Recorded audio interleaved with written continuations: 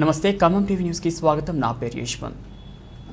Parliament Pravas యోజనలో భాగంగా ఈశాన్య రాష్ట్రాల కేంద్ర సహకార సహాయ మంత్రి బిఎల్ వర్మ ఖమ్మంలో పర్యటించారు. ఈ సందర్భంగా బిఎల్ వర్మ మీడియాతో మాట్లాడుతూ జన్ధన్ ఖాతాలు తెరిచే ముందు అందరూ నవ్వుకున్నారు, కానీ పథకం విజయవంతమైంది. గత ప్రభుత్వాలు చేయలేని పనిని మోడీ ప్రభుత్వం చేసిందన్నారు. ఉజ్వల పథకం ద్వారా ప్రతి పేద ఇంటికి గ్యాస్ సిలిండర్లు వెళ్లడం ద్వారా మహిళలు ఆరోగ్యవంతులు అవుతున్నారని, ఆయుష్మాన్ పథకం ద్వారా ఆర్థిక భారం నుంచి విముక్తి కలిగిందన్నారు. తెలంగాణ రాష్ట్రంలో డబుల్ ఇంజన్ సర్కార్ రానుందని, తెల్దారుపల్లిలో టీఆర్ఎస్ నాయకుడు హత్యకు గురైన టీఆర్ఎస్ ప్రభుత్వం పట్టించుకోవడం లేదని, ప్రధాన నిందితులైన ఇద్దరు వ్యక్తులను ఇప్పటి వరకు పోలీసులు పట్టుకోకపోవడం శోచనీయమని, టీఆర్ఎస్ పార్టీ రాజకీయానికి ఇది నిదర్శనమని ఆరోపించారు.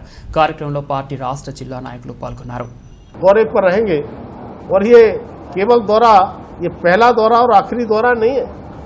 इस प्रकार के दौरे लगातार होंगे और जब तक मोदी के नेतृत्व में तेलंगाना में भाजपा का परचम फहरा नहीं जाएगा, तब तक हम लोगों के दौरे निरंतर जारी रहेंगे। मैं कहना चाहता हूं, टीआरएस की सरकार, जो केसीआर की बात करता हूं, आज उनके आने के बाद में तेलंगाना पर 4 लाख करोड़ से भी ज़्यादा ये कर्ज हो गया है। उन्होंने चुनावी लुहावने जो वायदे किए थे, अपने वायदों पर वो खरे नहीं उतरे हैं। उन्होंने कहा था युवाओं को हम 3016 रुपये प्रति माह उनके लिए देने का काम करेंगे, लेकिन युवा अपने को ठगा सा महसूस करते हैं। उन्होंने कहा था कि दलितों के लिए, वो भूमिहीन दलित, उनके लिए 3-3 एकड़ हम जमीन देने का काम करेंगे। मुझे लगता है न जाने कितने इस प्रकार के वायदे वो पूरे नहीं कर पाए हैं। और मैं इतना ही नहीं, जिस तरह से कानून व्यवस्था है, ये भ्रष्टाचार की मैं बात करूं तो भ्रष्टाचार इतना बड़ा है, कानून व्यवस्था बिल्कुल चरमरा गई है। अभी मैं आया हूं तो यहाँ पर टीआरएस के ही एक अच्छे कार्यकर्ता जो सरपंच थे, शायद नाम था किशन नया, तो मैं आज उनके यहाँ भी गया। जिस तरह से दिन दहाड़े वो भी 15 अगस्त के लिए देश के नागरिक देश की आज़ादी का अमृत महोत्सव मना रहे थे। कोने कोने में बच्चा हो या वृद्ध, छात्र हो या पुलिस के और सेना के जवान तिरंगा फहराने में लगे थे। लेकिन टीआरएस के सरकार में इस प्रकार के खूंखार अपराधी, उनकी सरकार का ही, उनका पार्टी का ही जो सरपंच है, वहाँ का मॉस लीडर था, उसकी निर्मम दिन दहाड़े 11 बजे हत्या कर दी जाती है। और हत्या करने के बाद में भी अभी 2 मुलजिम अरेस्ट नहीं हुए हैं। मैंने पुलिस के सीनियर థ్యాంక్ యూ. ఓకే ఈరోజు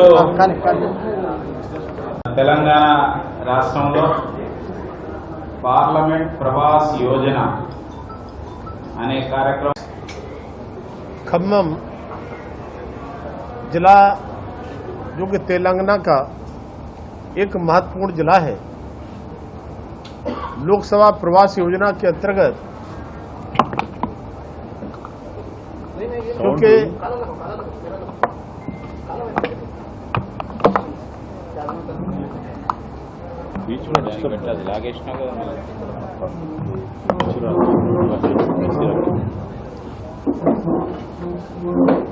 लोकसभा प्रवास योजना के अंतर्गत 3 लोकसभा, जिसमें से खम्मम, वारंगल और महबूबाबाद, क्लस्टर इंचार्ज होने के नाते आज मेरा खम्मम में प्रवास हुआ है।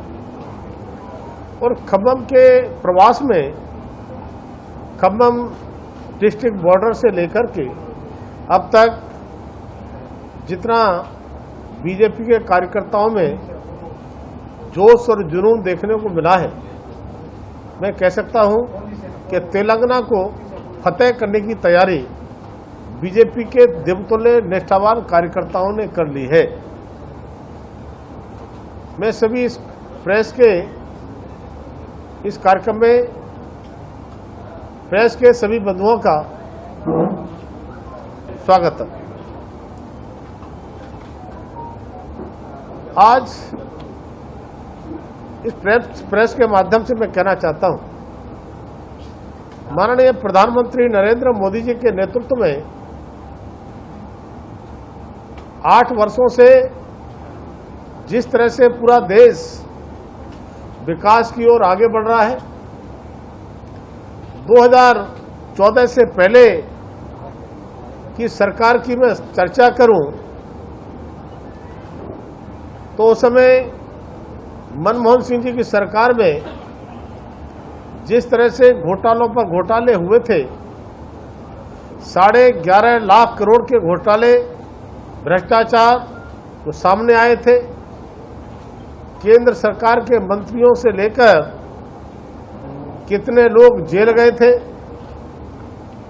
तब माननीय प्रधानमंत्री मोदी जी ने अपनी दृढ़ इच्छा शक्ति के चलते एक बहुत बड़ा कठोर निर्णय लिया। वो निर्णय था जनधन खाते खुलवाने का। जनधन खाते जब खुलवाने का दौर शुरू हुआ तो हमारे विरोधी दलों के लोगों ने उनका मखौल हंसी उड़ाने का काम किया कि जनधन खाते कैसे खुलेंगे, सामान्य आदमी का खाता बैंक में खुलता नहीं है, गरीब आदमी कैसे बैंक में जाएगा। लेकिन जब दृढ़ इच्छा शक्ति माननीय प्रधानमंत्री मोदी जी की थी तो आज 45 करोड़ से भी ज्यादा जनधन खाते खुले और आवश्यकता पड़ी है।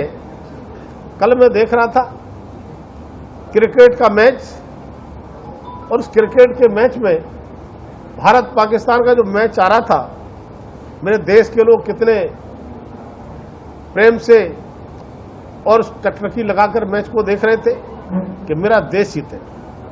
हम जो कहते हैं कि सबका साथ सबका विकास, मानवीय दृष्टिकोण के नाते मैं स्वयं अपनी पार्टी के सीनियर लीडरान जो आज मेरे साथ मंच पर बैठे हैं सबके साथ में गया था। हम मिलकर के खम्मम लोकसभा के प्रवास पर मैं कल शाम तक रहने वाला हूं। कार्यकर्ताओं के बीच, जनता के बीच, लाभार्थियों के बीच अनेक कार्यक्रम मेरे रहने वाले हैं। उन कार्यक्रमों में अपना मैं सीधा संवाद भी करूंगा, उनकी समस्याओं भी सुनूंगा और प्रदेश स्तर की समस्याएं होंगी, हमारे प्रदेश के नेता उसके हल करने के लिए काम करेंगे और केंद्र सरकार से संबंधित होगी उसके लिए हम केंद्र सरकार से उन चीज़ों को निपटाने का काम करेंगे। अभी मैंने नेशनल हाईवे खम्मम को जब देखा है तो मैं बहुत मन प्रसन्न हुआ।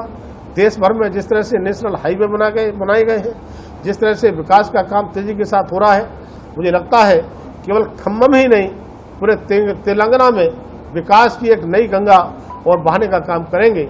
जिस तरह से आज हम एक इंजन की सरकार चला रहे हैं, जब तेलंगाना में भाजपा की सरकार होगी तो डबल इंजन की सरकार होगी और डबल इंजन की सरकार में हम डबल तरीके से काम करेंगे और तेलंगाना का विकास, तेलंगाना के लिए जो जितना चाहिए उतना देने का काम करेंगे। मेरी ओर से यही। अगर आपका कोई प्रश्न है तो बताइए।